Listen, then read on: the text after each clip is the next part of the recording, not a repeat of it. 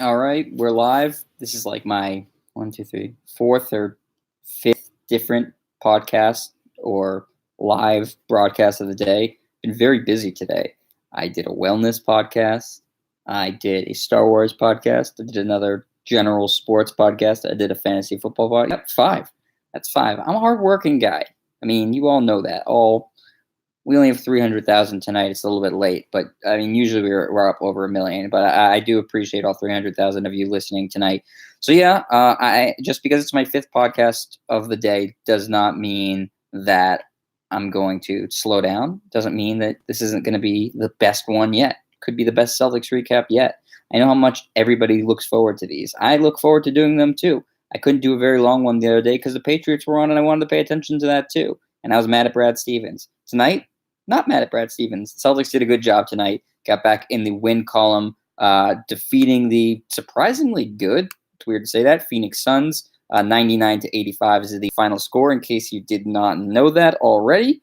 The C's rebounded from what was a very frustrating and heartbreaking loss, considering that Marcus Smart's shot just rimmed out at the end of the game to snap their win streak at 10 yesterday. Today they were back at it, and Jason Tatum was the player of the game and one of his better games as a Celtic. Maybe the stats don't pop out as much as, a 40-point game or a high 30-point game, but 26 points and 11 boards, and he really controlled the offensive flow of the game for a long period of time, as clearly my computer has to go play that highlight that I didn't ask it to do. Good job, computer. But yeah, Tatum looked like a superstar tonight. I tweeted that out, and he's been playing like an all-star. He kept the Celtics in rhythm offensively. He did whatever he wanted offensively and really looked good and sharp doing that. I've loved his shot selection so much more this year. I also loved how much more he's trying to get to the basket because he's a great finisher.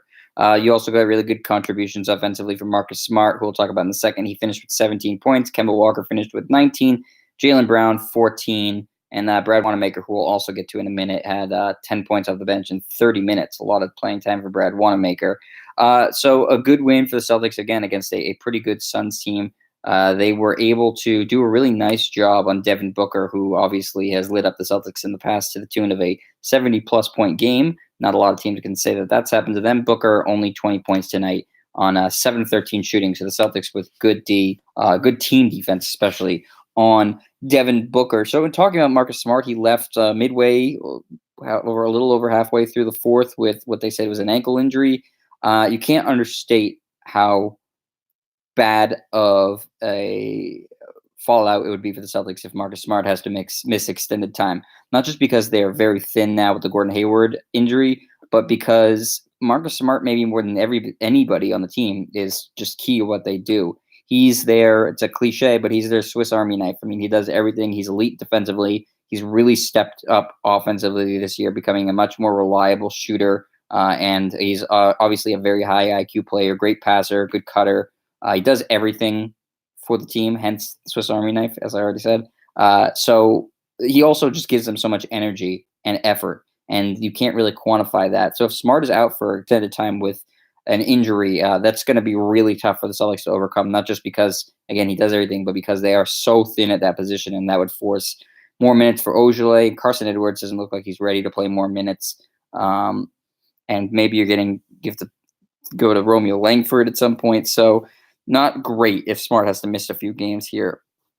As far as Brad Wanamaker, listen, he was fine tonight. I've been on him all season long. He finished with 10 points. He had a couple big shots towards the end of it.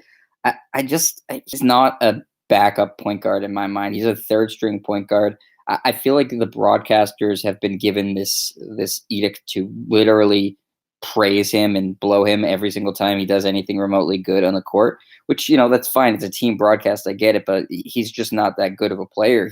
He's okay, but I feel a lot more comfortable with him as a emergency or a third string point guard than as my backup. It against good teams will come back to bite the Celtics. They do need to address that backup point guard spot because Wanamaker is just not good enough. He's also not, for a point guard, not careful enough with the ball. I mean, he makes some dumb, careless passes. He's not playing in Germany anymore. He's got to continue to adjust to the NBA speed of things. And he's meh. I'm not happy with him as the backup. And I'm not happy that every time he hits a shot or makes a steal that the broadcast decides to, crown him and just go crazy over himself and jerk him off on the sideline. Whatever. That's their mo. I'm telling you like it is. That's why you come here. That's why. Oh wow, we've gotten to 500,000 now. That's why all 500,000 of you are here.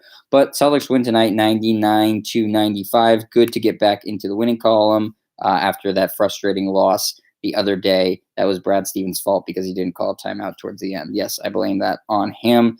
They will play on Wednesday again against the Clippers in LA. That should be a fun one. Hopefully, Marcus Smart will be good to go. I will be back doing my famous post-game reaction. I will see you then. Thank you to everybody joining this chat, and I will catch you later. Go Celtics.